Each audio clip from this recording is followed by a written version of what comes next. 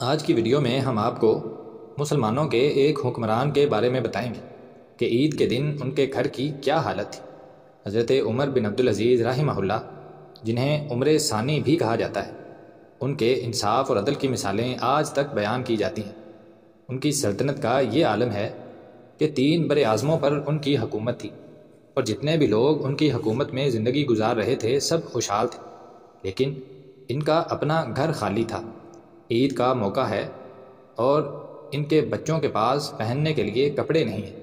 بچے ماں کے پاس آئے اور کہنے لگے کہ آپ ابا جان سے کہیں اور ہمیں نئے کپڑے لے کے دیں۔ ماں یعنی فاطمہ بنت عبد الملک 7 نسبتوں سے شہزادی ہیں۔ ان کے دادا خلیفہ بنے، ان کے والد عبد الملک خلیفہ بنے، ان کے 4 بھائی خلیفہ بنے، اور ان کے شوہر عمر بن عبدالعزیز وہ بھی خلیفہ بنے، اور ان کے باپ عبد الملک اپنی بیٹی کو ہیروں میں تولا کرتے تھے۔ لیکن اب حالت یہ ہے کہ بچوں کے پاس عید پر پہننے کے لیے کپڑے نہیں ہیں۔ شام ہوئی، عمر بن عبدالعزیز رحمہ اللہ گھر تشریف لائے تو بیگم نے کہا عید آ رہی ہے اور بچے کپڑے مانگ رہے ہیں۔ تو عمر فرمانے لگے کہ میرے پاس تو پیسے نہیں ہیں، 3 بر اعظموں کا حکمران ہے اور ان کے پاس بچوں کی عید کے لیے پیسے نہیں۔ بیوی فرمانے لگی کہ میرے پاس ایک ترکیب ہے کہ آپ اگلے ماہ کی تنخواہ ایڈوانس لے لیں، ان سے بچوں کے کپڑے سی لیتے ہیں، اور اگلے ماہ میں گھر میں کوئی چھوٹی موٹی مزدوری کر کے گھر کا خرچہ چلا لوں گی۔ عمر بن عبدالعزیز رحمہ اللہ نے اتفاق کیا اور گھر سے باہر چلے گئے۔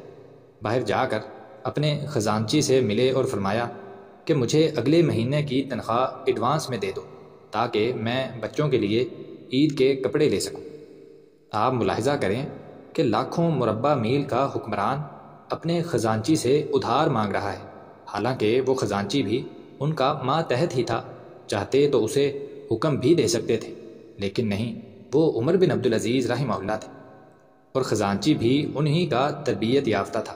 اس نے جواب دیا کہ امیر المومنین، آپ اگلے ماہ کی تنخواہ ایڈوانس مانگ رہے ہیں، آپ مجھے لکھ کر دے دیں کہ آپ 1 ماہ تک زندہ رہیں گے، اور پھر میں آپ کو ایڈوانس تنخواہ دے دیتا ہوں۔ یعنی خزانچی بھی انہی کا تربیت یافتہ تھا، اور وہ بھی اپنے پیشے سے بددیانتی نہیں کر رہا تھا۔ عمر بن عبدالعزیز گھر واپس لوٹ آئے اور ہاتھ خالی تھے، اور بیوی کو کہنے لگے کہ تم میرے بچوں کو کہہ دو کہ انہیں عید کے کپڑے نہیں مل سکتے، تمہارا والد تمہیں عید کے کپڑے نہیں دلا سکتا۔ عید کی نماز ہوئی، سارے سرداران ملنے آئے، وہیں عمر بن عبدالعزیز رحمہ اللہ کے بچے بھی انہی پرانے کپڑوں میں بیٹھے تھے۔ عمر بن عبدالعزیز نے اپنے بچوں سے فرمایا آج تمہیں اپنے باپ سے گلہ تو ہوگا کہ عید کے کپڑے نہیں لے کے دے سکا۔